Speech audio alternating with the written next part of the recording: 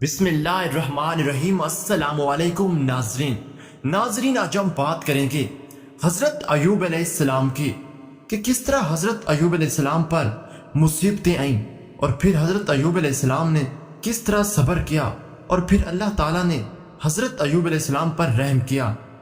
ناظرین کرام، حضرت موسیٰ علیہ السلام کے انتقال کے بعد بنو اسرائیل کی بہت ترقی ہوئی۔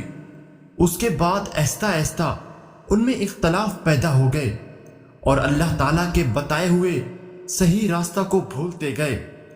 بنو اسرائیل کے ہدایت کے لیے اللہ پاک نے اور کتنے ہی نبی بھیجے جو حضرت موسیٰ علیہ السلام پر نازل کی ہوئی کتاب توریت کی تعلیم دیتے رہے اور بنو اسرائیل کو پھر سیدھے راستے پر لگاتے رہے۔ حضرت ایوب علیہ السلام بھی انہی پیغمبروں میں سے ایک ہیں جو بنو اسرائیل کو توریت کی تعلیم دینے کے لیے تشریف لائے تھے۔ حضرت ایوب علیہ السلام اللہ تعالیٰ کے بڑے صابر پیغمبر گزرے ہیں۔ آپ کا ذکر بھی کئی جگہ قرآن مجید میں ملتا ہے۔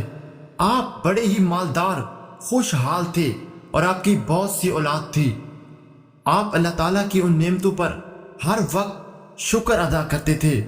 ہر طرف خوشی ہی خوشی تھی، رنج و غم، فکر اندیشہ کا کہیں دور دور تک نام و نشان نہیں تھا۔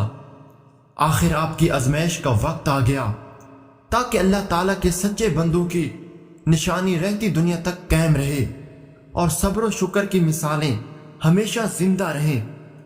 اللہ تعالیٰ نے ایک ایک کر کے اپنی نعمتیں واپس لینا شروع کر دیں۔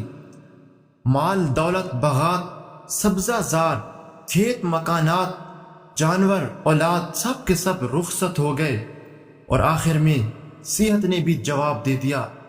بدن میں کیڑے پڑ گئے، سارا بدن پھٹ گیا، مگر آپ ان مصیبتوں پر بھی اللہ کا شکر ہی ادا کرتے رہے۔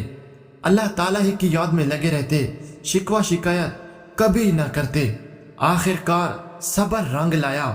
صبر کی بھی ایک حد ہوتی ہے، جب اس کا پیمانہ لبریز ہو گیا تو انہوں نے اپنے رب کو پکارا اور فریاد کی، مجھے شیطان نے رنج اور تکلیف پہنچا رکھی ہے، تو میرے حال پر رحم کر، تو ہی سب سے زیادہ رحم کرنے والا ہے۔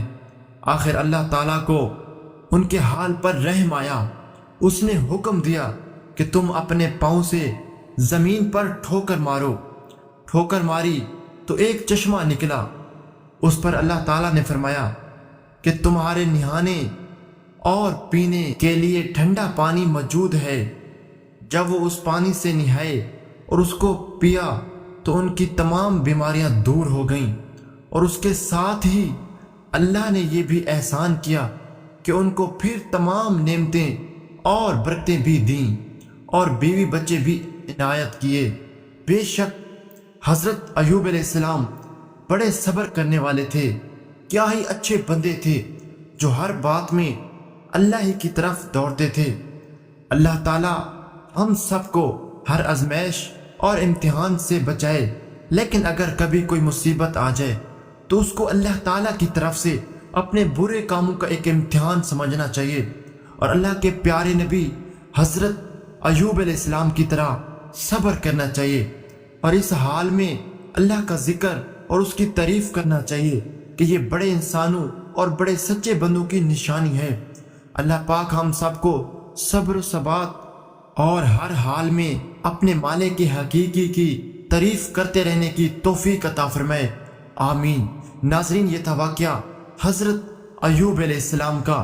ناظرین، ویڈیو اچھی لگی ہے تو ویڈیو کو لائک لازمی کریں اور ہمارے چینل کو سبسکرائب کرنا بالکل بھی مت بھولیں۔ شکریہ۔